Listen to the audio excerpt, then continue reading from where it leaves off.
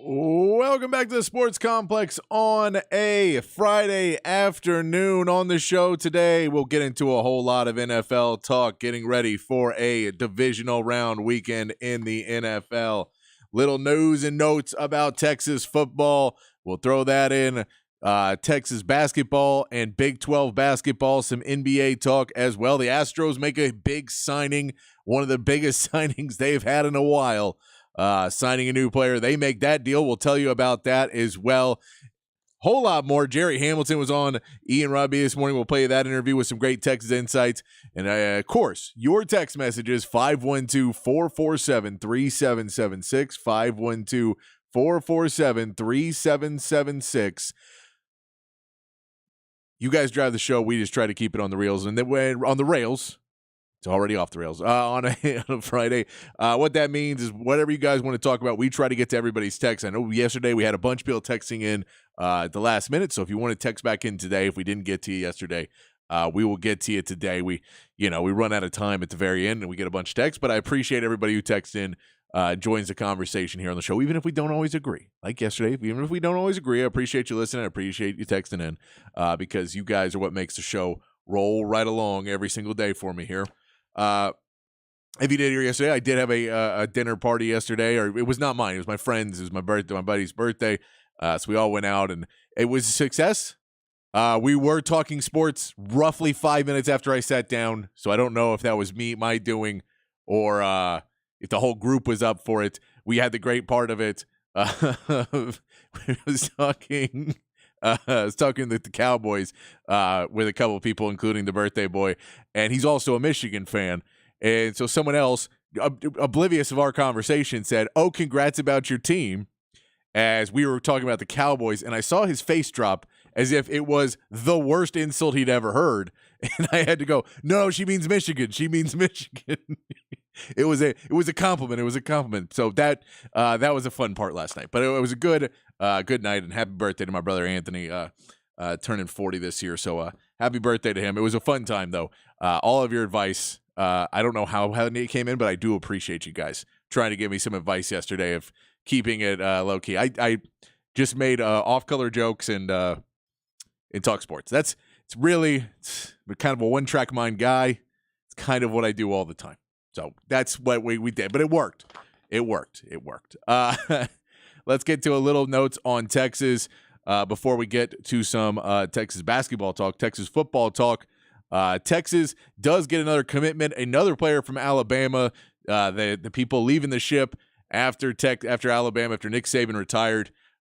There's rumors and speculation, at least, that a lot of people, because Nick Saban was producing so much NFL talent, that there was a lot of guys who may take less NIL and may sit on the bench longer and do other things because they knew this was the track to the NFL. And if you want to go to the NFL and be a top pick and be respected, that going to Alabama is one of the best ways to do it with Nick Saban. I don't know if that track record's there for Kalen DeBoer yet. He may get there. He's a hell of a coach.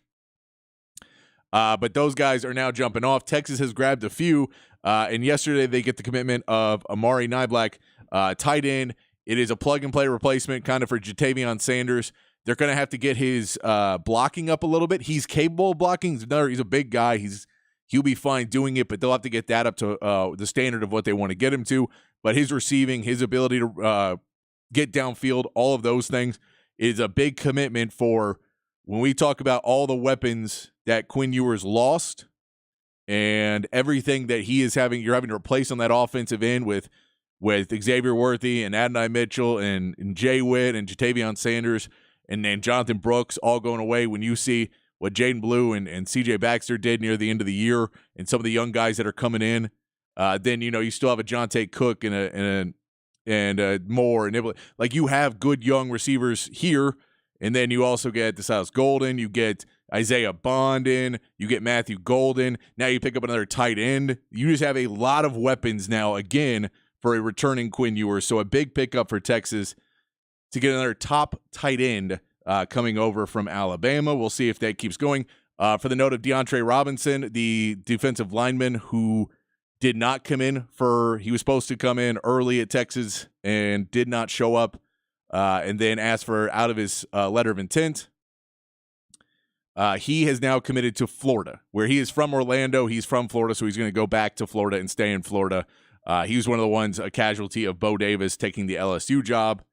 So that was an unfortunate one, but we've seen that he's going now, staying in Florida. Not hugely surprising.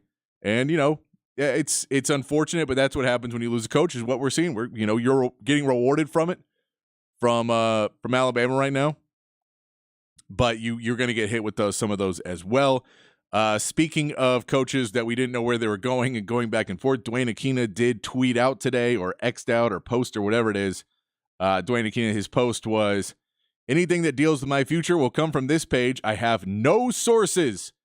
I'm disappointed 2 universities I truly love went through this drama. I'm excited to be part of the this U of A staff and group of brothers to finish our job. I'll say the same to UT. #Hook'em, #bear down. So saying, everyone who said they had sources on me, they didn't. I didn't tell anybody what I was doing. So all that was hearsay and not real. But he is staying at Arizona is what he is saying. That is from his official site or what his own post is. So Dwayne Aquina not going to be able to come to Texas, which is unfortunate. You were looking forward to having another great mind there for Texas, but that will not be happening. And on the defensive line coach, the rumors right now, which we don't know if they're true or not, but it would make sense, and I think that's why the rumors are being put this way, because the coach that they're currently talking about, that the rumors are that may be the next defensive line coach at Texas, he's currently in the NFL playoffs, Rod Wright, former defensive lineman here at Texas, formerly coached at Sam Houston, at East Carolina, at UTSA, then Miami, and now he's the assistant defensive line coach for the Houston Texans. But the rumors are, either it's rumors or speculation or whatever you're hearing, is that Rod Wright may be a guy that, when the Texans are out of the playoffs, could be coming to Texas. I know that was an issue with Chris Jackson last year with Jacksonville, that they had to be out of the playoffs before he could come back to Texas. So that would give you a reason why Texas has not really put any movement on the defensive line coach hiring, but it would be Rod Wright, a former Texas player, bringing back a guy from Texas to, bring in that, you don't have to worry about the same thing of a Bo Davis who went back to LSU, or a Freddie Roach who, went to Alabama, or, a lot of these defensive line coaches and position coaches end up going to where they came from in the college they went to and have a special bond there. So that is the rumored place for Rod Wright now. All right, let's talk some Texas basketball. And then we'll get to the text line, 512-447-3776. Texas takes on Baylor, number 9 Baylor, on Saturday morning, 11 a.m. game on ESPN. It's going to be a big game for Texas. This is a game for Texas where they've already lost 2 at home this season. They've lost 1 on the road that they really shouldn't have, to West Virginia. They really should not have lost to Tech. They should have been able to hold on to that game, but Tech's a pretty good team.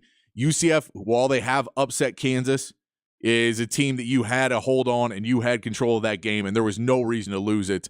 There was nothing that it was just a poor effort in the last 8 minutes of that game to cost that game. You're going to have to show that you can be able to play 40 minutes of basketball. You have to show what you can do against this Baylor team. Now, as much as this would seem as if this is a foregone conclusion because Texas is not playing good basketball right now, and Baylor is your number 9 team in the country, they do have some really good recruits on that team. This is a game that Texas has a fairly good shot to be in. This is a back against the wall game. This is a Saturday ESPN game where you're going to get a raucous crowd at the Moody Center trying to root this team on. We've seen that for Baylor, Jacoby Walter, who is one of their star freshmen, has been pretty inconsistent in bigger games and road games and games where he needs to step up. His offense has been pretty inconsistent. They do have some big three-point shooters. So Texas is going to have to make sure that the pressure on the line, on the three-point line, stays there. They're not a great rebounding team. UCF, that was one of the things. UCF thoroughly out-rebounded Texas. Texas has to be able to get back on the rebound, on the boards and get those rebounds. But this is a Texas team that should have a shot against a Baylor team that would kind of reset your season a little bit, get you back on that path. This is Rodney Terry now coming out after being the news story and then making national news for all of the wrong reasons. I saw a man, Fran Fraschilla, who's a great voice of college sports, who, you know, he said, look, this is not something that you can do, and this is not the right way to do it. The right thing to do in that is to use that moment in the locker room afterwards to inspire your team and to get your team fired up. But you can't do what he did. And then when people are like, unacceptable, and I get it because I've said it's unacceptable too, but he's like, look, it's passion. We see this at least 2 or 3 times a season across college basketball that, you know, it gets too heated. You don't ever want to see it with your guy. It's not something you ever want to see, but it's something that, you know, you just need to, if it's RT, he needs to get up past that and start to use these things and use the narrative and use everything of that pressure and feeling like the walls are closing in on this Texas team, which I know he's feeling. And you need to, you know, I think he's tried to protect his team a little bit to not make them feel like, hey, man, this is a big deal. You know, I know guys like Dylan Dessou and Dylan Mitchell will have chances to go on and play at a higher level. Some other guys on these teams will be able to continue playing basketball depending on what, you know, level you get to. But I think they need to get that a little bit more urgency in that didn't seem to be there, and the urgency that lasts 40 minutes. Because it did seem like there was urgency, that they've come out against Cincinnati and started off hot. And they came out against UCF and started off hot. And they started hot against West Virginia. And then it just goes away. And, well, we got a 12-point lead. Time to just coast it in for the rest of the game. That type of urgency, that type of intensity. And they talked about after the Cincinnati game that Max Abmas said it. We need to get our intensity up. And you go, yeah, you guys are you're not realizing that everyone really, really wants to beat Texas. You saw the horns down at the end of that game. UCF, I don't know if it's ever played Texas before. And for them, that was a rivalry game. They wanted to go in there and prove that you guys suck and they're a legit team and they belong in the Big 12. That's their statement this year is they belong. They belong. You have to be able to have that, and knowing you're going up against a Baylor, now you get to say, we're the underdog, our backs are against the wall now, not like UCF that's trying to prove it. So see if you can use that to push you forward, but this is a effort game. You have to rebound, you have to play perimeter defense for the entire 40 minutes, because if you let some of these guys, like Langston Love, shooting like 40-something% from three-point range, you let him get a couple shots up, and he's not shooting a ton, but if he shoots, if he hits 2 threes, well, that could turn into 6 threes on you. And Baylor's not a great three-point shooting team all of the time. They've had in some of their losses games where they've been able to get stopped at the three-point line. You have to bring that type of defense. You have to be able to, in the post, defend without picking up fouls. We talked about it with Shedrick. Hopefully he'll be able to stay in the game and play a few more minutes and be a little bit more effective than he's been since that back injury. But going up to block shots, put both hands up, or don't put your other hand out. Dylan Dessou, going back to, he got much better at it at the end of last year and the beginning of this year, not picking up stupid fouls. And he went back to it. And just the mental errors and piling up upon this Texas team, those are the things you now have to realize. Man, there's no, oh, that was an anomaly against Tech. That was an anomaly against West Virginia. That was an anomaly versus UCF. It's not. That's on you guys. That's on the coaching staff. That's on the players. You have to be better, and you get a chance to do it at 11 a.m. against Baylor. It's a big team. They have a lot of young talent, but if you come in there with your experience with the Dylan Dessou and a Max Abmas and a Tyrese Hunter, and I get Max Abmas just isn't there defensively yet, so you're going to have to help him out and make sure he gets out on his assignments, but allow him to play close on the defense and have protection behind him. If they get a couple dunks, that's all right. You can't let them go off and start getting three-pointers and really starting to light it up, because that all of a sudden makes a game, even if you've got a 10-point lead, 2 threes, and all of a sudden this game is right back in it. So you have to be careful on all those. But I think Texas has a decent shot in this game, but they have to show up. And we haven't seen them show up for 40 minutes in a game yet. And that's what, at least in Big 12 play, and that's what you want to see. Some other games around the Big 12. Oklahoma is taking on Cincinnati. This is a game that's probably not great for Oklahoma. A lot of the things they do well, Cincinnati does well too, and Oklahoma has not been great on the road. This may be another loss for number 15 Oklahoma that started off so well and was undefeated. Getting into conference play is showing that some of their weaknesses and some of the things they do really well, other teams in the Big 12 do really well as well. So that is going to be a difficult part for Oklahoma to get better against Cincinnati. But this is a Cincinnati team. We know what it is. Playing in Cincinnati, that crowd is ready for it for Big 12 play. UCF, after beating Texas with a big upset against Kansas as well, goes off to play number 5 Houston, who's had a couple upsets recently as well. Houston needs to get back on track here. They're not going to get caught by surprise by UCF. I think at home, Houston should be able to handle UCF. Number 24, Iowa State takes on number 19, TCU. This is a pretty evenly matched. Both teams kind of do the similar things, so it should be an interesting game to see if someone can get momentum in this game. But I'll give it to TCU simply because they have the home court advantage, and that seems to give you an edge for this TCU team against Iowa State. Number 20, BYU versus number 25, Texas Tech. BYU is a better offense. That's about as much you can get into, but I don't know if BYU is going to be able to hang on. This Texas Tech team has a lot of fight in them. Those guys in Lubbock, what they've done in Lubbock for years, and their entire, culture across brand, across sports for Texas Tech involves being the underdogs and being scrappy and being fighters till the end and trying to get those comeback wins and trying to stay with it. They had a big win over K-State.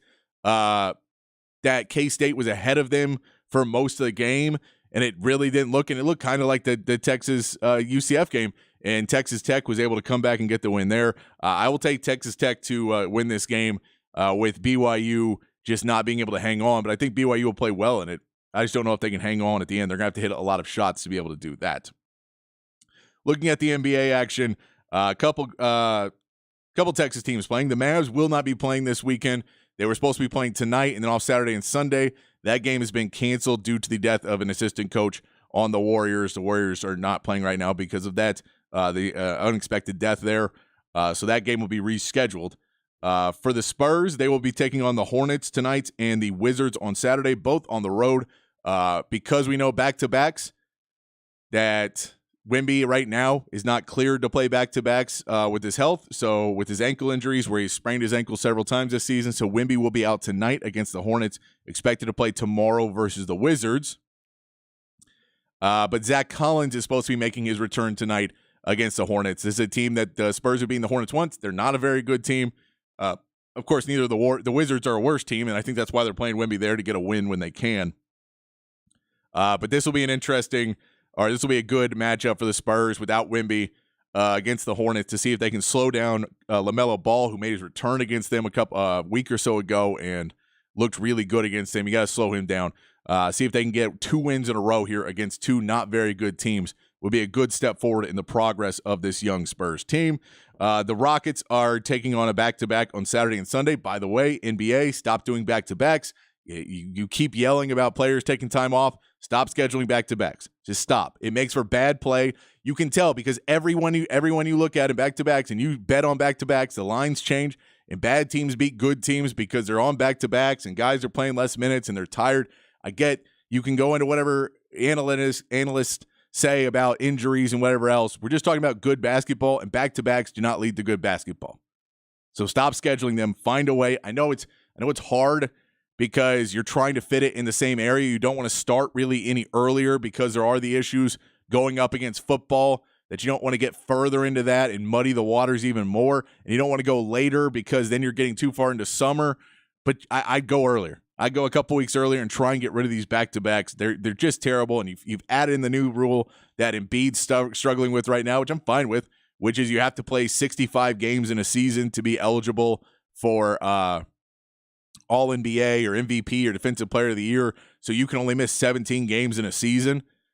But teams are still going to be trying to sit guys out in back-to-backs because they just don't want to play back-to-backs. Players don't want to do it. If you want to get closer to not having guys miss it, Wemby's not playing in Charlotte because of that rule. Because they're playing back-to-back. You can't do that. But the Rockets playing back-to-back Saturday and Sunday. They play the Jazz tonight, and the both games are in Houston for them. Jazz tonight, Lauri Markkanen having a really good season. 24 points per game, a little over 8 rebounds a game as well for Lauri Markkanen. And Utah's playing well. I think they're overachieving right now, which is kind of, they're in that spot where they're not great, but they're above 500. They're playing pretty good basketball. We'll see what they do at the trade deadline, as that is rolling up early February. Some rumors on the trade deadline. DeJounte Murray, the Hawks, are very much trying to move DeJounte Murray. They would really like to the backcourt of him and Trae Young is just proving to be a defensive sieve, and the two smaller guards, and they're just not able to guard some of the bigger teams around the NBA right now. It didn't work out the way they wanted to. They're ready to move on from that commitment. There is some extenuating circumstances that DeJounte Murray's contract isn't bad, but it does have a trade kicker in it, which makes it a little bit worse. So we'll see if a lot of teams are looking at DeJounte Murray, though. About 6 or 7 teams are looking at him. The Mavs trying to find a forward to bolster that forward position. Maybe bring a little bit more defense because they continue to have a problem with the defense. Apparently Lively is is not available in trades, but everybody else is except for, Irving and Luka, of course. A couple guys the Mavs are looking at, Jeremy Grant and Kyle Kuzma, which, man, Kyle Kuzma seems like that guy, Mavs fans, you just can't catch a break, that you get a Kyrie Irving that a lot of Mavs fans don't already like. And then if you got a Kyle Kuzma, you're like, man, why do we have to keep getting guys none of us want to have on our team? He's a decent player. He'd be a fine third if you don't have to give up too much to get him. But I don't know if he's a fan favorite. We'll see about that one. Let's get to Patrick's Big Fat Poll of the day so we can start getting that text line. Patrick's Big Fat Poll of the day on the Horn. Big Fat Poll of the day today. I want to ask you guys, because it is going to be a great weekend of watching sports, watching college basketball, watching NFL playoffs. My Texans are still in it. I want to get some advice from you guys on this one. What is your go-to game day meal? What are you doing when you're watching sports from 11 a.m. to midnight, whatever? What are you making? Are you making something that goes the whole way? Are you ordering pizza? What's your go-to game day where it's game day? We are watching basketball and football, and I don't want to turn off the TV, and I don't want to – I'm invested. I'm invested for these young matchups the NFL will get into. Some good stuff on Saturday, some good stuff on Sunday. What's your go-to game day meal? 512-447-3776. Of course, anything else you want to talk about, put in there. You guys drive the show, so let us know on the text line what you want to talk about. When we come back, we'll mention who the Astros have picked up, a big signing for the Astros, and we'll play some sound from Jerry Hamilton joining Ian Robbie, talking college sports and all that goes with it, one of the best in the business in covering recruiting. When we come back here on the Sports Complex in the Horn 1019, AM 1260, the Horn app, and hornfm.com.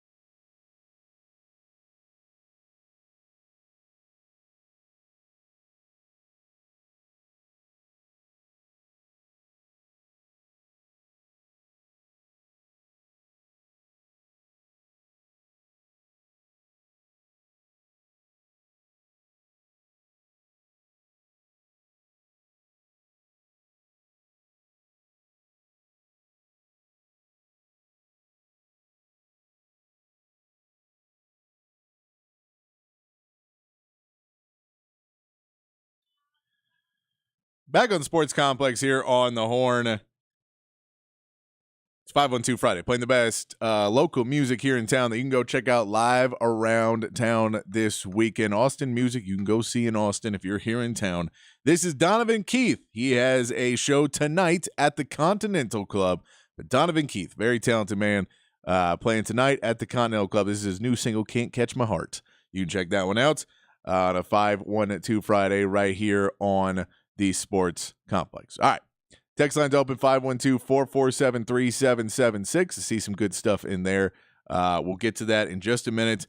I do want to bring up the Astros have made a signing.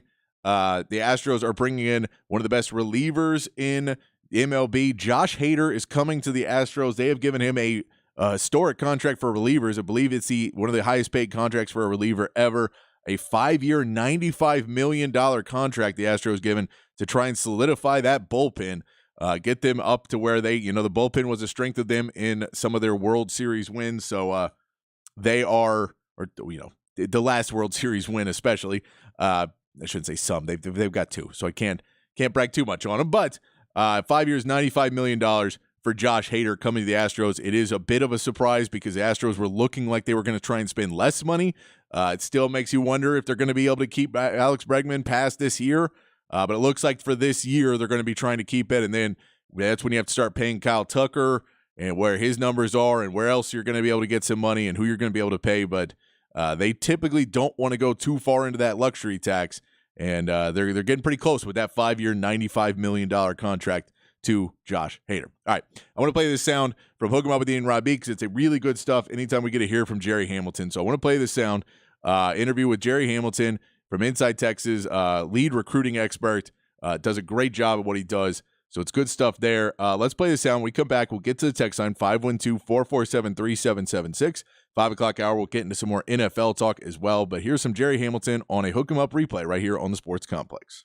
We go straight to the Vaqueros hotline. Let's do it. Talk to a great friend of ours who we always love chatting with, all things football, basketball, portal, all kinds of stuff. He is Jerry Hamilton, the senior recruiting analyst at On3 Sports, and a heck of a good guy. Jerry, how are you, man? I'm good, man. Just every day is a reaction to Nick Saban's seismic event in college football, it seems. Yeah, us. We were just talking about the ripple effect, and it's big. Nick Saban leaves, and it fires up the coaching carousel, obviously, but also the portal fires back up, and there are some really good players. Longhorns have added 3 players this week through that portal. Give us your thoughts on the 3 the Longhorns have added in Isaiah Bond, Kendrick Blackshear, and now the one I just mentioned in our headlines, the tight end Amari Niblack. What are your thoughts on these 3 players? Yeah, I think Texas is crushing it offensively. I mean, Isaiah Bond is a 10-4, 10-500-meter guy. Texas fans familiar with him, obviously. Auburn fans really familiar with him. A 4th and 31 that'll never be forgotten in the history of that rivalry. But he is a take-the-top-off-the-defense receiver.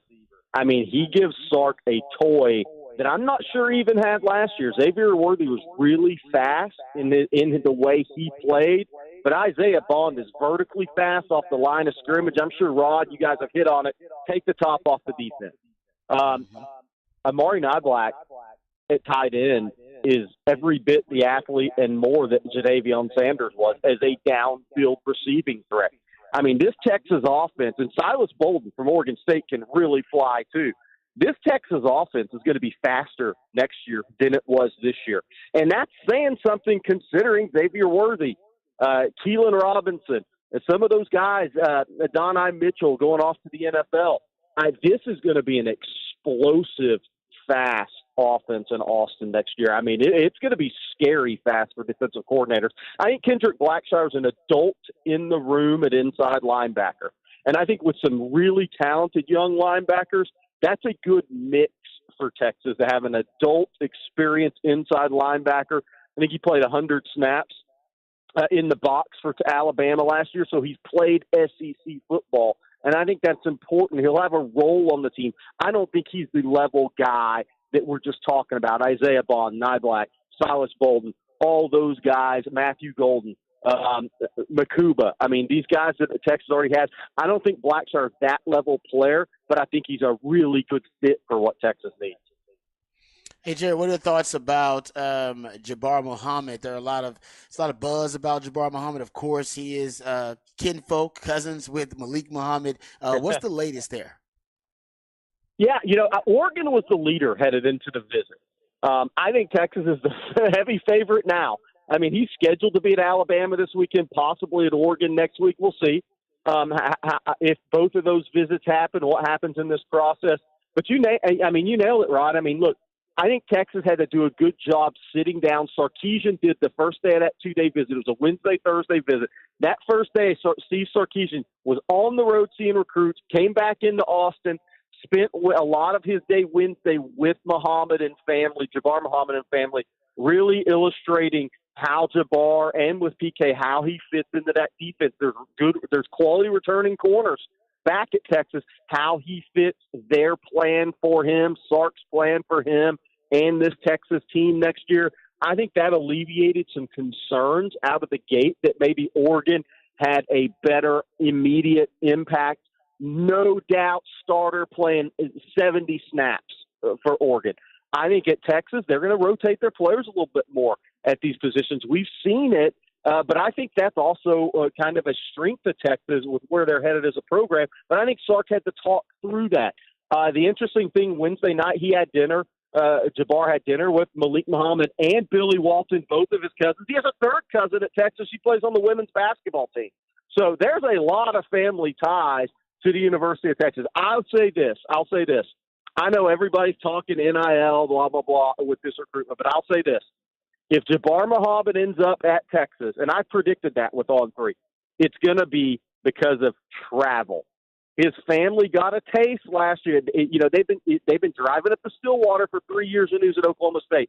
They got a taste last year getting on that bird and flying to Seattle and making those trips happen for home games. If he goes to Oregon, that's even tougher to get to.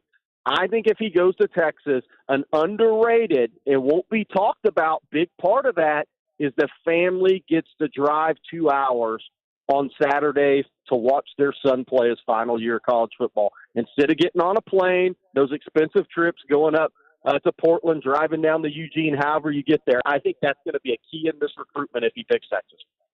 Yeah, that's Jabbar Muhammad, would be the fourth defensive portal addition if they can get him. And Jerry Hamilton, our guest from On 3 Sports, predicting that that's where he's going to land with his cousin Manny. And both Blackshear and Jabbar Muhammad, Jerry, another more of those, that South Dallas, combination with all the DeSoto, Duncanville, South Oak Cliff players that are also familiar with one another. Sark and his staff are really loading up on South Dallas, which is a good idea because it's a very talented area of the country for football. Let me ask you about the defensive line, because if they add Muhammad on top of what they've done with 4 on offense, 4 on defense, they don't have a defensive line coach yet. We've heard the name Rod Wright. What are you hearing there? And is there anything left in the portal as far as defensive line help immediately, or do they maybe wait till the spring to maybe address what they need up front on the defensive side?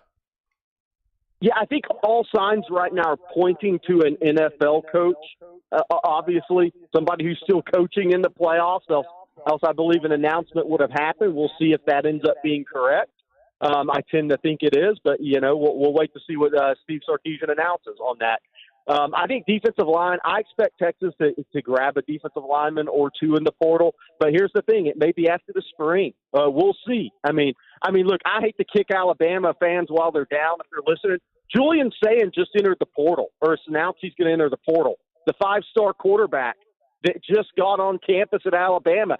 So is there going to be more players leave Alabama? If there's a D lineman that leaves, is that going to interest Texas? Probably. So I hate to kick Alabama fans when they're really down, but there's still more time for guys at Alabama to hit the portal. And the way the negative momentum's going right now, I wouldn't rule it out. We'll see what happens. But it could also be in the spring when Texas adds that defensive lineman. After they have their D-line coach announced, after they get through spring practice, it could happen there, or they could take 2. One could be now, and one could be in the spring. We'll have to wait and see. Hey, Jerry, I want to ask you about Texas basketball and your thoughts, especially about what we witnessed, them losing to Central Florida with a 16-point lead in the first half, double-digit lead in the second half. What are your thoughts about the direction of this Texas basketball team? Yeah, I think there's a struggle to find the starting 5, the rotation, the mix. Obviously, you have two smaller guards, which is going to be the issue headed into the season. Two guards that are 6'5", So you have to be able to protect those guys on defense. You have to be able to protect those guys on defense without giving up your floor spacing, though, offensively. So it's a tough spot for this staff to be in that you need to play big to protect your two small guards. But if you play big, and one of those bigs is not a perimeter threat, can't put the ball on the floor, go by people at wing, then your floor spacing isn't there on the offensive end. So they're kind of in a pickle with what they need to do, what they're trying to do, and the best way to maximize what they have. It's crazy to sit here and think about. They're shooting 37% from three as a team. They're closing on 75% from the free throw line. You normally put those two things together with the Texas team, and they're very successful. Right now, they're in a slide, but it's been so interesting to kind of watch to see. When Dylan Disu missed a lot of the first part of the season, Shedrick in and out of the lineup, how they've had to adjust, find those roles, find the rotation. But I think that there's a struggle right now to make that rotation work, and how do you cover two smaller guards on the defensive end, but still then turn around on the offensive end and have the spacing you need in the college game. I think they're in a tough spot right now, and it'll be interesting to see if they figure that out or if it's going to be one of those inconsistent seasons with the ups and the downs. Yeah, agreed. I mean, it seems like a flawed roster at this point that they're trying to work through. Obviously, if you could get the Dylan Disu that you saw against Cincinnati with that 33-point game, hit 4 threes, I mean, that's what you would really ideally have is those, he and Max Abmas, and then, because he can stretch the floor a little bit with his three-point ability, but, he's still trying to work his way back into shape, and they need that on a night-by-night basis, though. Yeah, they do, and that's the thing. I mean, they have to play through. So I think maximize their team offensively. They have to play through Abmas and Disu. That's it. I mean, those are your two guys. Those are your guys that you have to play through. The interesting part about that is if Dylan Mitchell plays a three, you can't really space the floor like you want to, right? So that's kind of the issue for me when I watch Texas play is Dylan Mitchell's better as a college four. If he plays the three, you're going to lack the spacing. And you're probably going to lack some of that crisper ball movement you want to have that defense constantly in a rotation mindset. But they have to play through Abmas and Disu to maximize their team offensively, no doubt. Hey, Jerry, you think this team's a tournament team right now? No, not with losses to Tech and not with the home losses to UCF. They got some work to do. They're going to have to win a couple of road games. They're going to have to win some key games here. Because right now, I don't think you'd bet on them being 500 in conference play. I'm not saying they can't do it, because they can. But right now, just if we're looking at bracketology right now, they have to be out, but they can earn their way back in. Yeah, they got enough matchups with really good teams to get back in, but yeah, they got to win some of those games, obviously, and they got to stop losing at home. They're 0-2 at home. If in the Big 12, you have to win your home games, and they've already lost 2 that were very winnable with Texas Tech and UCF. Hey, Jerry Hamilton is with us on 3 Sports, their senior recruiting analyst, also basketball insider. Hey, Jerry, the junior day that's this weekend, I know Sark's busy, but this is a big one. They got some big-time names for the class of 2025 and 26 on campus. There's a big basketball game with Baylor tomorrow, so I'm assuming you will see some players there. Well, how big? What is the vibe of this junior weekend or junior day that's happening tomorrow? We've talked about before, and I know Rod and I have talked about it. We've all talked about it. I thought the win over Alabama in the season they had getting to the playoffs, and we didn't know they were going to the playoff at the time, but we talked about it during the season, the win over Alabama, what that would do for recruiting. Then they finished this season off. Did they win a national championship? No, but they finished the season off. They won the Big 12. They got to a college football playoff. That's finishing the season off in year 3 from where Sark inherited this program. But what that did, they now have the ability to get more kids on campus. And why that is so important for me in this business so many years is they now get to truly get the wingspans, hand sizes, the in-person evaluations, the talking to the kid, talking to the family. They get to do what Nick Saban did for 15 years with his success at Alabama, what Kirby Smart's doing at Georgia, what Dabo did, what Ohio State's been able to do. The more kids you get on campus, the better your evaluation process is. And Texas is already evaluating at a high level. Now, with the season they had, they can get about whoever they want on campus. This weekend, there's more than 25 players ranked either 5-star or 4-star in the On3 industry rankings, over 25 that are going to expected to be in Austin Saturday. That's a massive talent event, and that's just in the 25 class. They're going to have some 2026s there, some of the top prospects in the state, some of the really top young 2027s in the state, but really that talent in 25 that's going to be in Austin Saturday. I mean, it's every position. The only position it's not is quarterback, and that's because the quarterback commitment, KJ Lacey, will be visiting next weekend when his teammate Ryan Williams, the 5-star receiver, makes his official visit. Outside of quarterback, they have tons of talent coming in Austin Saturday. Big weekend for Texas, and the train never stops. When do these coaches get a break, Jerry? Is there a window where they can get some downtime, or is it 24/7? I want to congratulate the college coaches on having some vacation in July. But in my business, that's when all the kids start committing. So I hope they enjoy their July, because July 4th is more than fireworks in my business. You're the best at it, G. Appreciate it, my friend. You have any other questions there, Rod? No, let my man Jerry go. There you go, Jerry Hamilton, bringing it as always, and it's good to hear you, Jerry. Good stuff right there. Texas hoops, Texas football. Great point about being able to get kids on campus to evaluate them. Sark's big on character and getting to talk to a player, get to know this player. All that can happen this weekend for the class of 2025 and 2026, with 2024 already in the barn. I do have one more question, Jerry. Any other recruiting movement before early February? Because there's another window that opens the first Wednesday in February. Is there any other additions, or where is Texas on that front?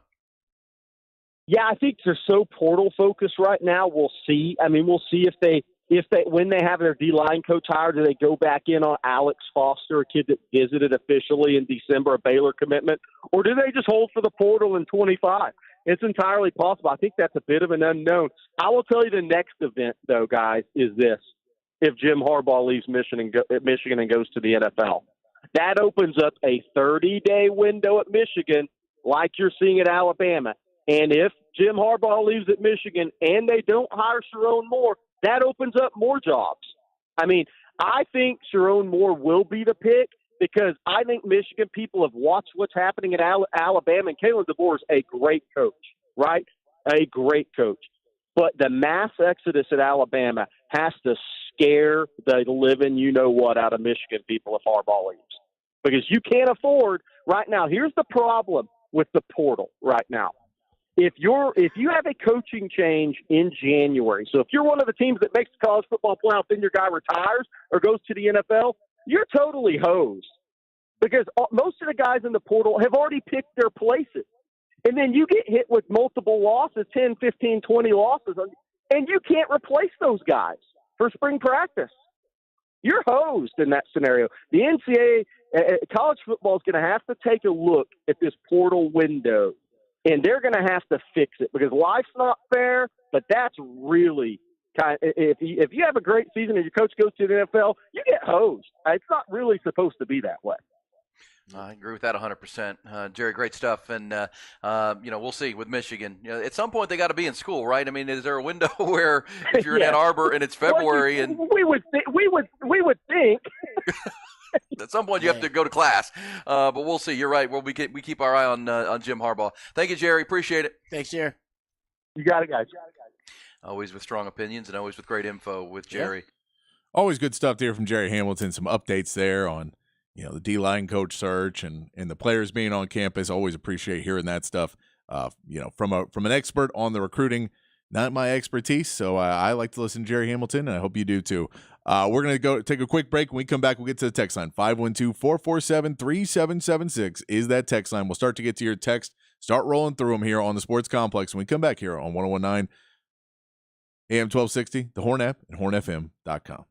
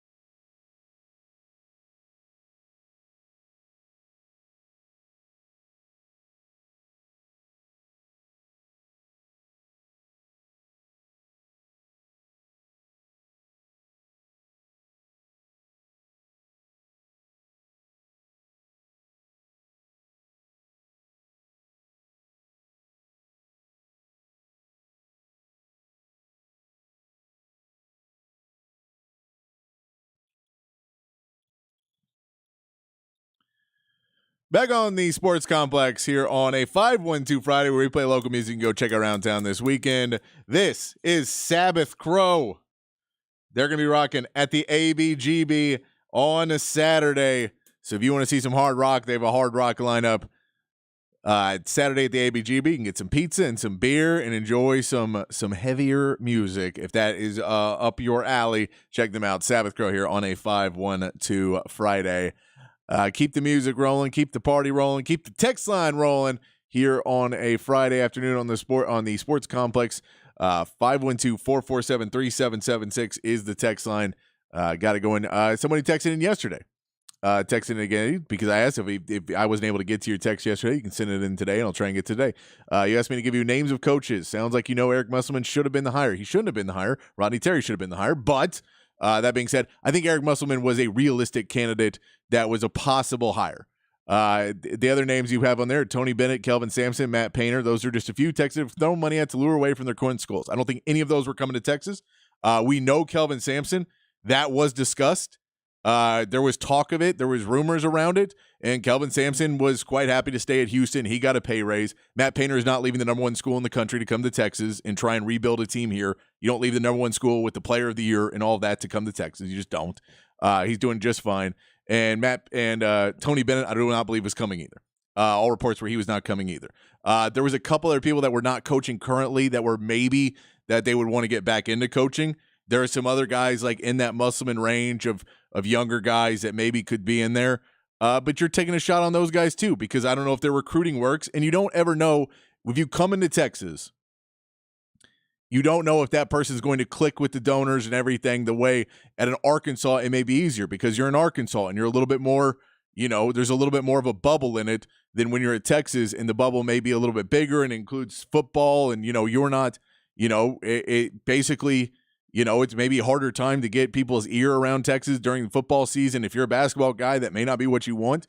So it's just hard to get coaches here. It's hard to recruit, and you're recruiting, trying to recruit in other places to come to Texas. The Moody Center is a huge help. It is a huge help to have that now. The Irwin Center was not a help, believe me.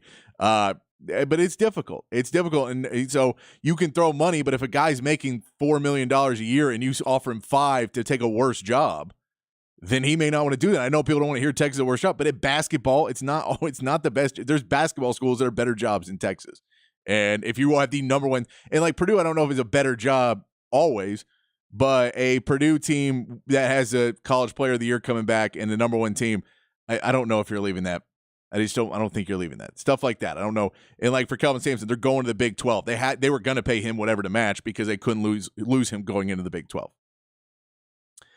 Texter Nate, I'll hit you back, Nate. I'll hit you back on the text line about that. I'll hit you back, but appreciate you listening, Nate. Text says, seems like everyone's having a down year in college basketball. Not everyone's having a down year in college basketball. Texas is having a down year right now. They can respond and get back, but they're having a down year for sure. The Big 12 is just difficult, and so it's hard when you watch it and you watch some other conferences where there's a lot of not very good teams in them, and the Big 12 doesn't really have, like, West Virginia is the worst team in the Big 12, and you should not have lost in Texas, but a lot of these schools are just really good basketball teams. The Big 12 has built itself as a basketball conference now, and unlike the ACC that has a ton of schools, so you may get a few that are lower, the Big 12 doesn't have the plethora of schools, so they have a lot of really good basketball schools. And like a lot of these places that were coming to the Big 12 knew it would be a thing to, okay, let's go to the Big 12 and maybe we'll bring in, improve our basketball, because it was one of the points that Brett Yormark, when, getting the new teams to the Big 12, he wanted to make that at least that they were a basketball conference and could be one of the best at something, as opposed to being, the lower end of football and not having something to hang your hat on. And as much as basketball is much lower than football, we all know that, at least monetarily and in the grand scheme of in the zeitgeist for college sports, yeah, it's still something. You need to have it. Some tech. All right, you know what? Why don't we take a break? We'll come back. I'll reset why I'm asking for the best game day meals. That is the poll of the day. What is your go-to game day meal? So send those in, because I see a few of those on there, so I want to get to those. If you keep wanting to talk Texas basketball, we can keep talking Texas basketball. We're going to get to some NFL talk, so any picks or hot takes or anything you got for the NFL, any predictions, send that in. On the text line, 512-447-3776. And we'll be back here on the Sports Complex on the Horn 109, AM 1260, the Horn app, and hornfm.com.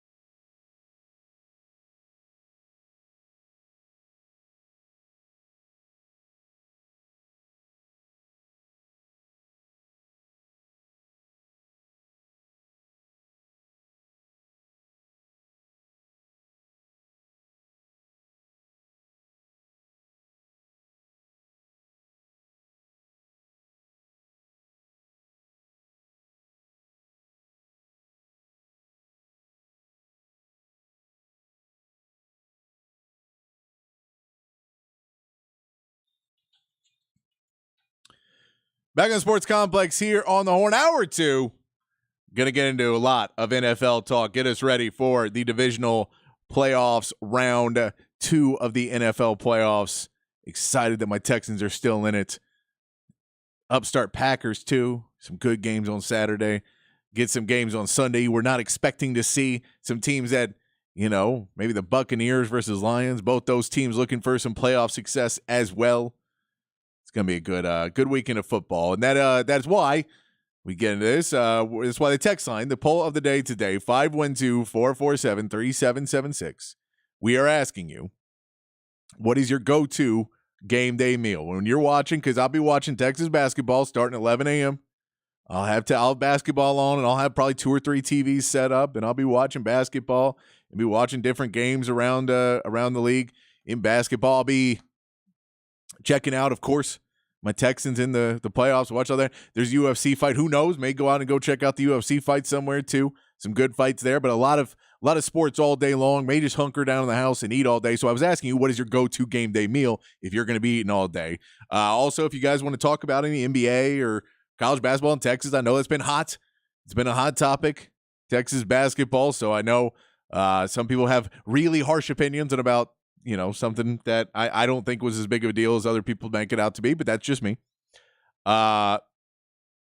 We'll get into all of that. And NFL, you have any predictions about the NFL playoffs, anything of that? Go right ahead and send those in. Any predictions, any hot takes about the NFL playoffs, send that in. Or coaching carousel too. That is still going strong.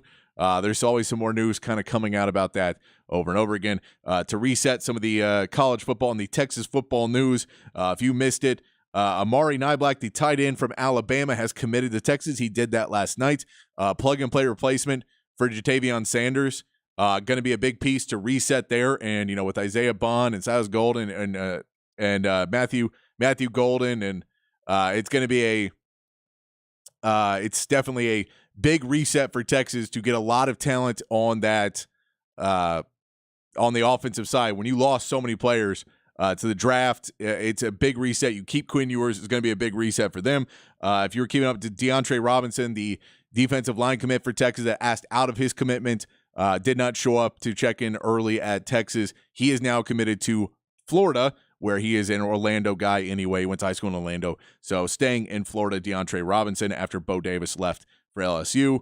Dwayne Aquina did tweet out that no one had any sources on him, and he's upset, or he feels bad that 2 schools that he really does love were having to go through this fact of when he was making his own decision that everyone was reporting where he was going to go, and that was all hearsay and whatnot, and he's staying at the University of Arizona and looking forward to there. Did give a hashtag Hook'em and a hashtag Bear Down. So Dwayne Aquina speaks there, and rumors are abound right now for the defensive line coach of Texas. The reason why they have not signed one yet is because they are waiting for the NFL playoffs, or that team in the NFL playoffs to be out of the playoffs so they can hire their coach from the NFL level. That was a similar story what happened with Chris Jackson when they hired him as a wide receiver coach.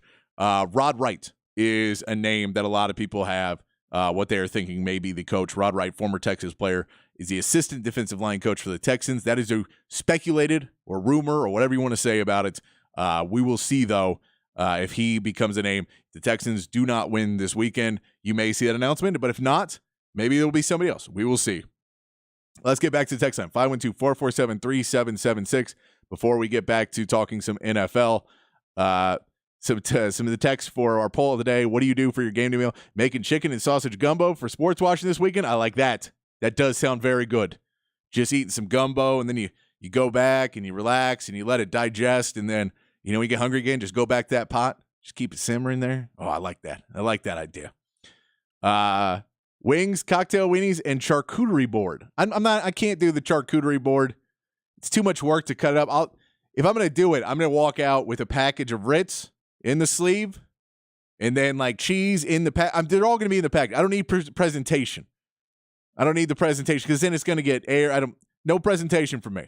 I'm about functionality, not presentation. That's just me personally, though. If you want to go with presentation and you can appreciate it, I can appreciate it.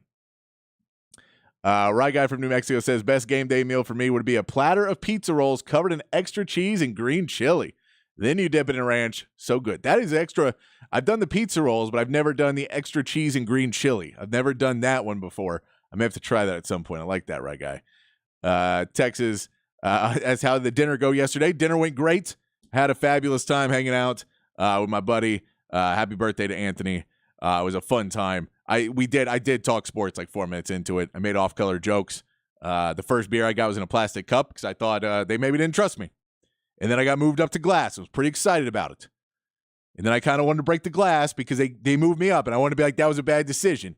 But I was an adult and didn't break glass. I did a good job, and that's that's where my bar is. By the way, I didn't smash glass after I got a plastic cup the first time, just because I thought it'd be funny. Jan says, Texas men's basketball to start bigger guards. A. Smith to come off the bench. We need defense from the guard. To play a big to protect the rim. Yeah, A. Smith is not going to come off the bench because he's just too good offensively. I think the real big issue they're having is they kind of like to bring Dylan Mitchell off the bench, but you can't because he came back. So you get stuck in the position of if he can't hit threes and you have to play him at a 4, and that's kind of where there might be a lineup where they'd like to go a little bit bigger in the starting lineup. I think IT Horton, if he's able to continue shooting like he is, then you're just going to have to try and get that defensive effort up. You're playing a Baylor team this week, and we'll see if A. Smith can get out. And in reality, A. Smith, he can get better at that defense. He's not going to ever be the guy he needs to be a shutdown defender. But if he can guard the other guy and play off of that and, guard your secondary guy, he should be good enough to direct them where he wants them to go. And that's kind of more of what you have to learn is how to play around your limited skill set in the defensive end and direct them into where you want them to go and have your defender and have a Dylan Mitchell be able to come off ball or a Shedrick or a Dylan Dessou. And then for those guys to learn more of how to jump and move your body kind of out of the way and try and get the block and not create so much body contact because they're not getting that call this year. They're not getting that call. Text says, another shot of Rodney. I was shocked at how soft Shedrick is as a 7-footer, but then I saw how his coach reacted to horns down and everything made sense. I still don't get, Rodney Terry was wrong for the horns down. That's okay. I'm done with I don't think that's a long-term thing. I think he's feeling the stress because there's a lot of boosters and donors who the second he was hired wanted to fire him because they wanted to bring in a guy who was never going to come.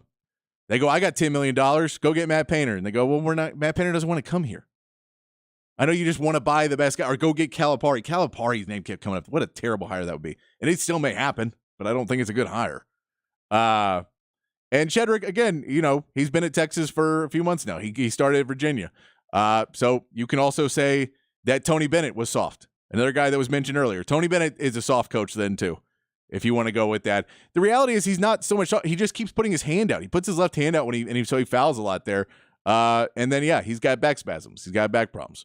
But, if you just want to hate the players, if you want to hate the students, and you may not be a Texas fan, so that may be it too. I don't know. But I don't know. I just don't. It doesn't make sense to me. But Locksmith Ryan says TJ Ford or Royal Ivy would be good hires for Texas, or maybe a former player. I think Royal Ivy, he was in the conversation last year for sure. And then the Nets really tried to lock him down, but he's been in the conversation a few times for the coaching job and assistant. I'd be very much on board of trying to get him in. I think he's a great coach, a great defensive coach as well. I'd be very good with Royal Ivy. Again, I'm not trying to move on from RT after losing a couple games. I know everybody else is, but I'm not. We get go-to meal Jameson. Yeah. I mean, I'm not a Jameson guy. I've drank too much of it too many times that I'm a Jack Daniels guy myself. That's what I go with. But I drink a lot of Jack Daniels. JMO seems to get me sicker if I drink, half a bottle of it at once. But that's just me. Texas says, Totino's frozen pizza and Coke been my go-to since a kid watching the Oilers. That's solid. You can step up from Totino. I like Totino's, but Totino's is the come home and you're like, there's nothing here. There's Uber Eats. I'm gonna get better pizza rolls than Totino's. But I'm not against you. And I'm also probably gonna have a beer instead of a Coke. But that's again just me. To each their own. I do appreciate though, if you were watching it with the Oilers and that's still what you're going to, I appreciate that. let's say 6-hour mesquite smoked chicken, spicy red beans, firing up the smoker mid-morning tomorrow, falls off the bones. I like it. I don't spend that amount of time though. I'm not a smoker guy. That's too much patience. I lack patience. I want it now. I want to get my food and eat it now. But I appreciate that. Keep it coming on the text line, 512-447-3776, 512-447-3776. Let's get to some NFL talk.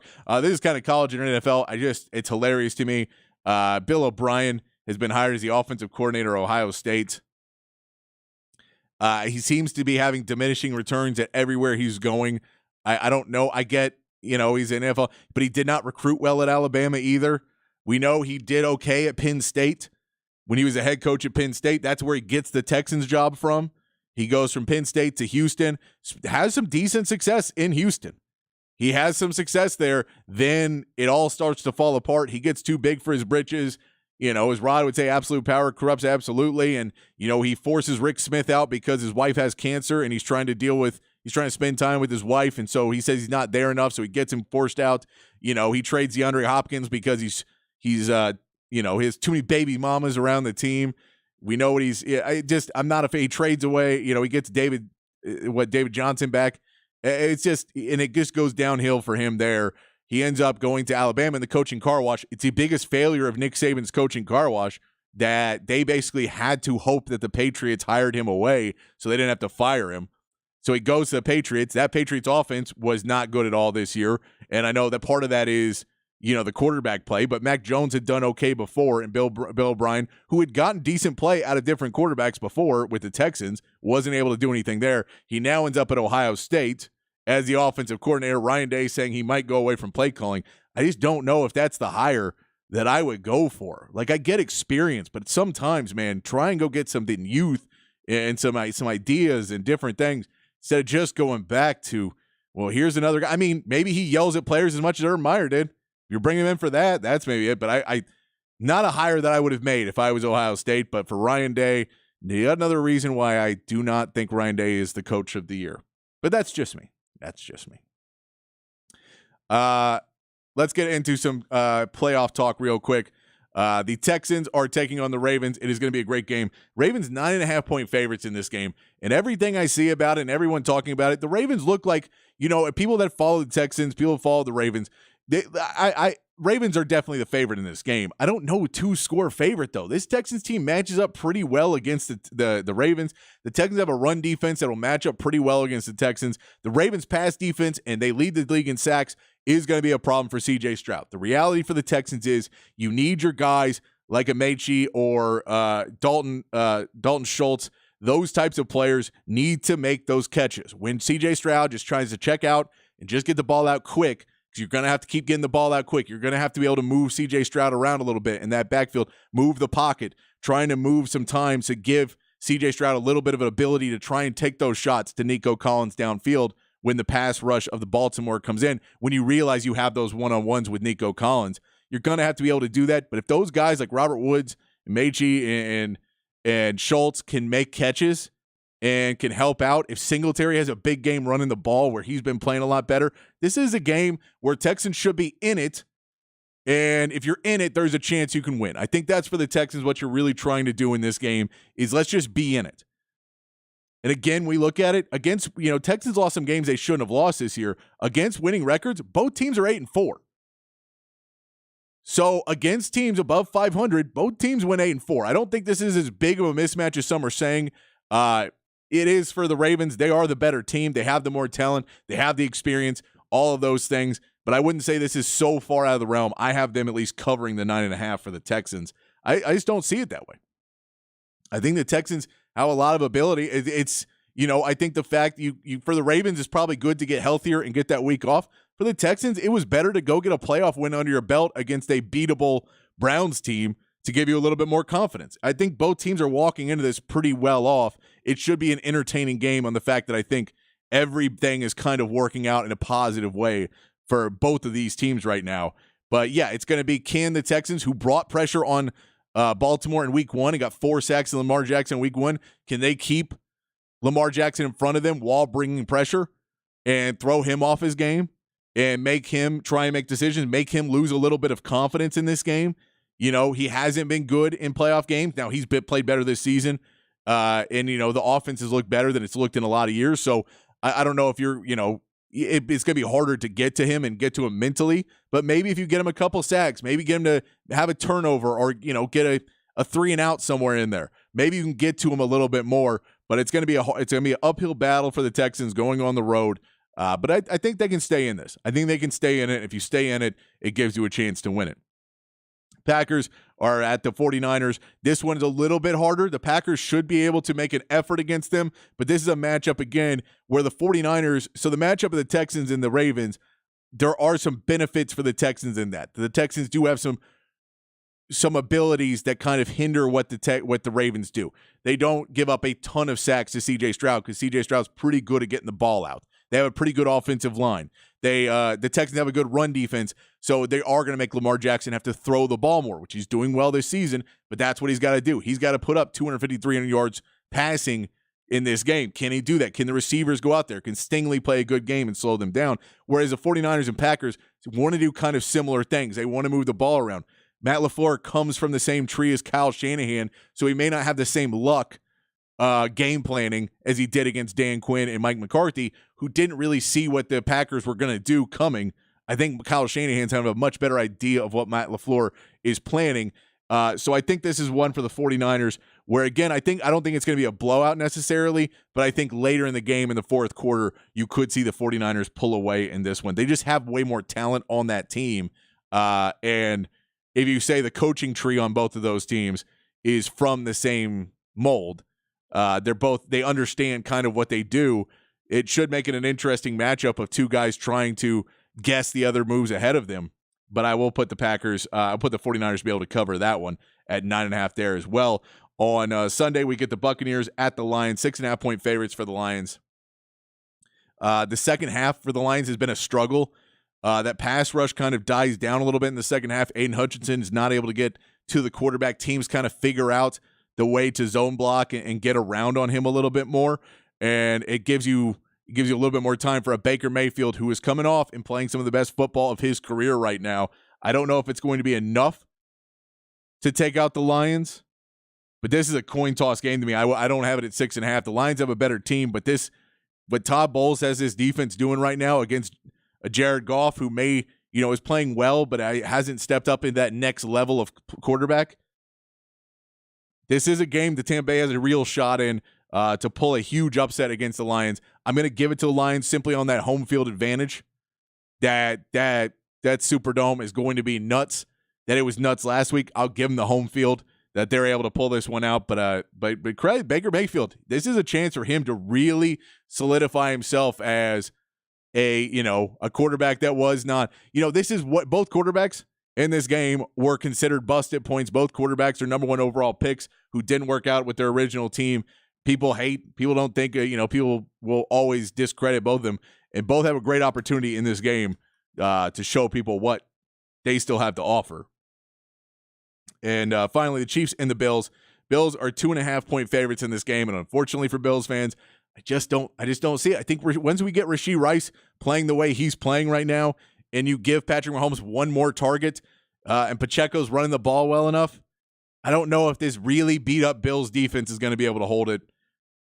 I just think Patrick Mahomes is going to go in there and envy and enjoy the fact of and just really embrace being a villain in Buffalo. And this seems like one where Josh Allen's going to do everything he can, and that might lead to turnovers. He didn't have the turnovers last week. I don't know if he can play that same way in ball control against a really good Chiefs defense. I think the turnovers are going to kill the Bills in this one, and the Chiefs will win. All right. We're going to take a quick break. When we come back, more of the text line, 512-447-3776. Throw in your text. You can still tell me I'm wrong about RT, and I'll still argue that I am right about RT. I want to hear your NFL playoff predictions if you've got any there. And any more game day meals, anything you got any of that, anything else you want to talk about, NBA as well, send that stuff in, 512-447-3776. 512-447-3776 is the text line. We'll come back, hit that up, and keep on going with them NFL talk here on the Sports Complex on the Horn 109 and 1260, the Horn app, and hornfm.com.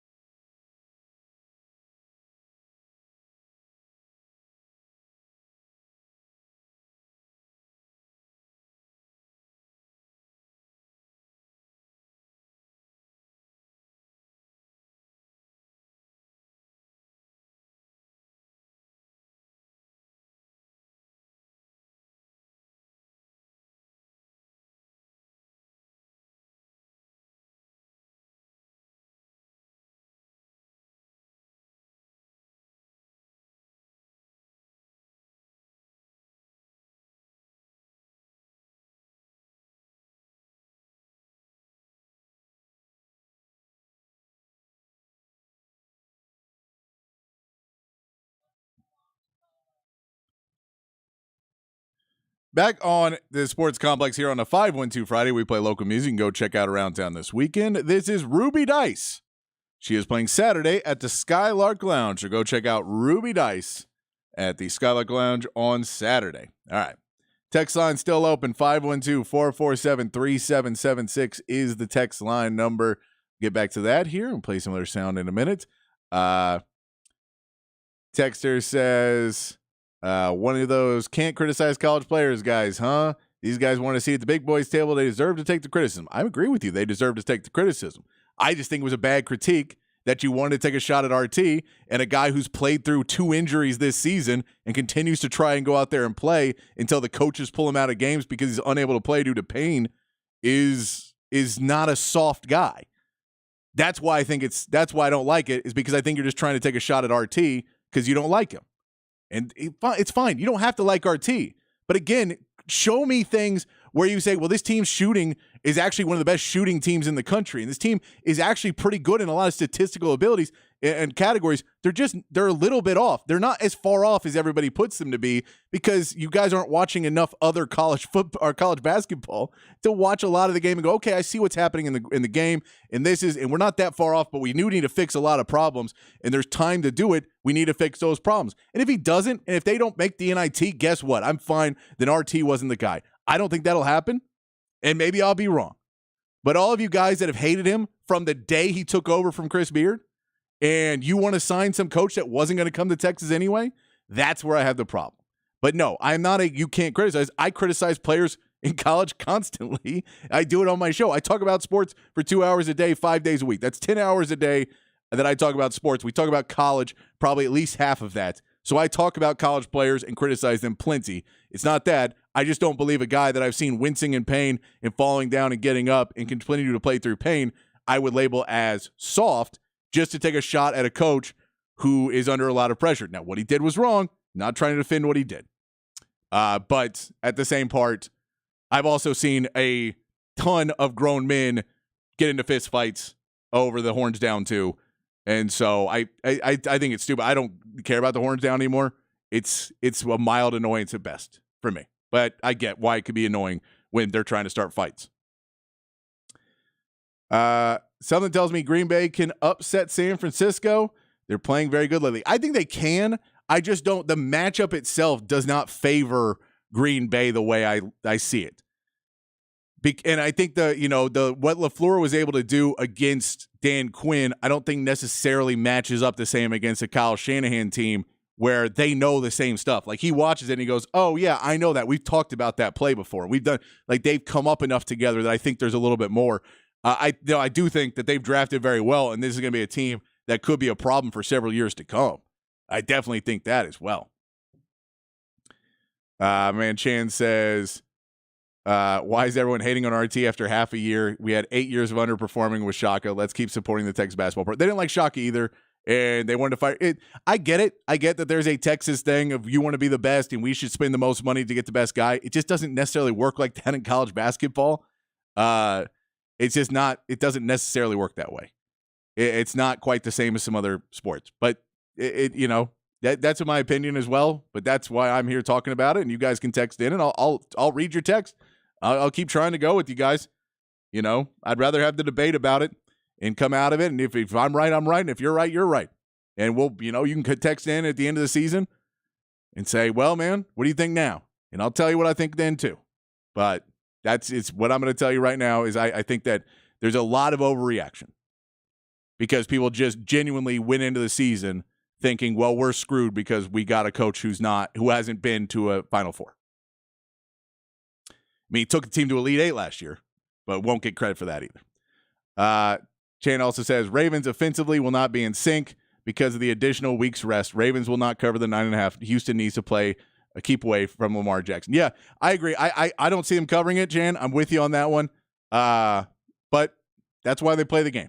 And being a Houston football fan, I'm not going to put too much. I'm happy for the Texans to be there. It is a great accomplishment to have, everyone had them predicted to have the worst record in the NFL again this season. So very, very good to be able to be in the second week of the playoffs. I want to play you some sound, though, talking about the Texans from Hook 'em Up with Ian Rob B this morning. Rob Babers breaking down some more of the Texans matchup. Another reason for you to believe a little bit more in this Texans team here on a Hook 'em Up replay on the Sports Complex. All right, let's talk about this Texans-Ravens matchup a little bit more. We've been breaking it down all week long, pretty much. And, you know, one of the things that's most interesting about this matchup, they played earlier on in the season, but very different teams. I mean, the Texans were a different team then because they had a rookie head coach with a rookie play caller, first-time play caller, rookie quarterback. I mean, it's just they hadn't really found their brand of football, their identity yet. They still actually played the Ravens pretty well in that first game. You go look at it, Lamar Jackson he was 17 of 22, but for only 169 yards. He did not throw a lot of vertical shots down the field. Now, that was his first game in the brand new Todd Monken offense. Got to keep that in mind, too. They've all gotten a lot better, a lot more comfortable in that Todd Monken spread offense they're running. But he did have a pick, lost 1 or 2 fumbles, took 4 sacks in that game, and had 6 rushes for 38 yards. One thing DeMeco Ryans did a good job of was making sure that he forced Lamar Jackson to declare. They forced him to make a decision one way or the other. And I said this earlier, you know, the toughest thing about defending Lamar Jackson is you're defending 3 plays in one. You not only have to defend the initial play, right, whatever that is, you have to defend the initial play, whatever they call. But if it is a pass play with Lamar Jackson dropping back, then you have to defend the second reaction play potentially. If he's, you know, obviously everything is covered. Let's say you did call a good defense. The second reaction play usually it's a scramble drill. He's getting outside the pocket, scrambling to throw. And when that plays, let's say you do defend the scramble drill really well, and kudos to you if you can defend that, then you got to defend him as a runner. And he's probably the most elite runners in the history of the NFL, and especially as a dual-threat quarterback. You're not going to be able to defend all 3 of those elements. So the best thing to do is force him to declare, and you do that by being aggressive. You can either keep him in the pocket, force him to get rid of the football quickly. You do that with a blitz and with pressure. If you are going to allow him to get outside the pocket, you flush him by overloading one side, flush him one way or the other. Then you know exactly where he's going. The problem with Lamar Jackson is unpredictability. He's unpredictable. You have no idea where he's going to be. Defenses are built around having a fixated point to attack and knowing where they're going to attack. He changes all that up. He forces your defense to have to be malleable and move on the fly. And that's why I think the blitz is going to be key for the Texans in this game. Now, the Texans don't blitz a lot. Now, there are bottom 5 blitz rate in the NFL. They don't blitz a lot. They don't disguise a lot. But I think you could get both in this game versus the Ravens. And the beauty of the blitz is once you blitz, you force him to have to declare. He's not going to be able to keep a play alive if you blitz. If you blitz him in the pocket, he's getting rid of the football quickly. That's a hot read for him. If you blitz him and force him outside of the pocket, he's usually going to become a scrambler quickly. He's just going to become a runner. He's not going to extend the play and throw to run, scramble to throw. He's not going to do that. He's just going to run. So I think you blitz him, force him to declare immediately. There were 12 passes. I think you go look at the here it is. DeMeco Ryans, he sent 6 or more rushers at Lamar Jackson 5 times in week 1. All right, blitz is at least 5 rushers. He sent 6 or more rushers 5 times. It was only one of 4 games with more than 2 such blitzes. So the Texans don't blitz a lot, and they definitely don't send 6 or more rushes a lot. They pressured on 4 out of 5 dropbacks, and they forced an interception on one of those plays.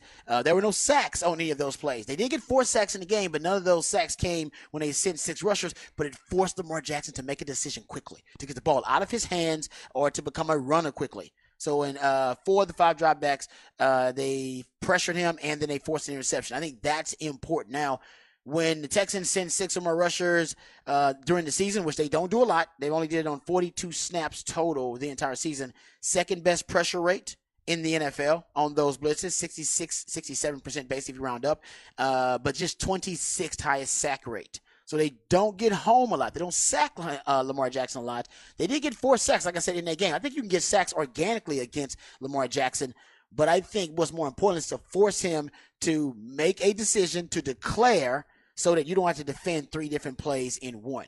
And against the blitz, Lamar Jackson, 29th out of 42 eligible quarterbacks. He's 29th out of 42 in the EPA per dropback against 6 or more rushers, and he's 36th in passer rating, 24th in success rate against heavy blitz teams. So he's not great against the blitz. He's the MVP. He's going to make plays.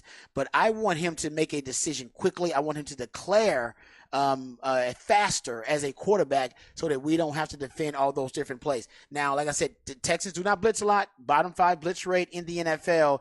But and Kim Kardashian, Nicki Minaj, Serena Williams, Cardi B size, and Megan Thee Stallion size. But you got to break tendency to win big games. He did that against the Browns. The Texans usually disguise coverages, rotate from single high to two high, from two high to single high.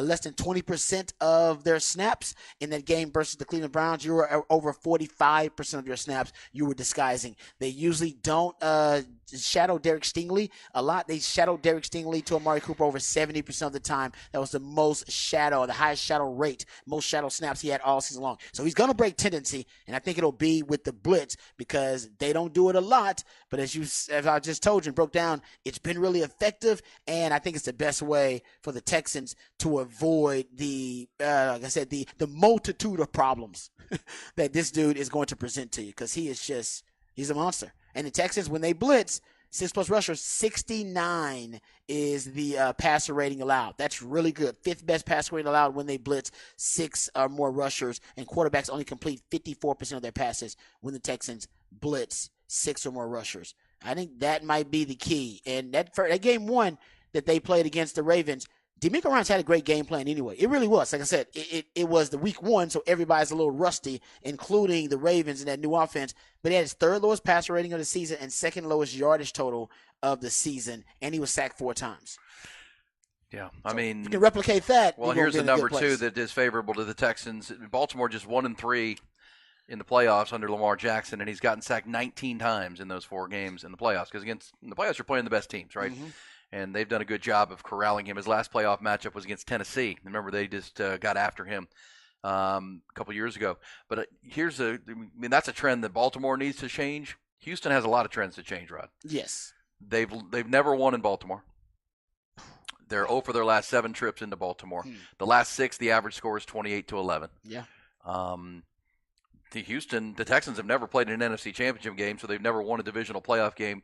And the last time a Houston professional franchise won a divisional playoff game was 1979. Wow. The Oilers kicked crazy in the door.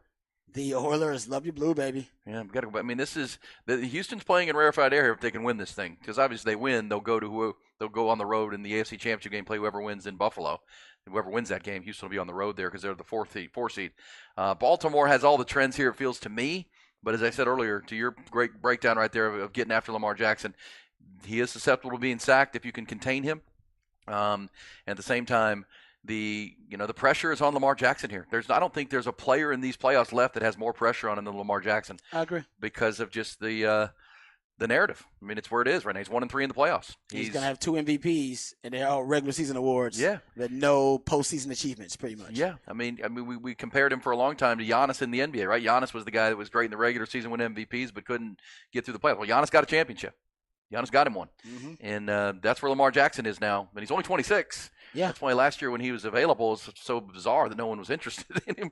Well, you might be regretting that now. Oh, I think so. Might be regretting that now. I think so. But to your point about he's got to win. About Lamar Jackson underachieving, I gave this stat earlier, and you have to think about it and process it to believe it. C.J. Stroud has as many playoff wins and touchdown passes in the postseason as Lamar Jackson. I repeat, C.J. Stroud already has as many wins and touchdown passes in the playoffs as Lamar Jackson has in his career already. So to your point about him underachieving, they haven't even scored 20 points with Lamar Jackson as the starting quarterback in the playoffs. The 17 points, the most points Lamar Jackson has scored, I believe, in the playoffs, and if I'm not mistaken. It's really, I'm with you. It's amazing how the playoffs, they play against really good teams. Now they've had, remember that Bills defense was really good. They played a few years ago.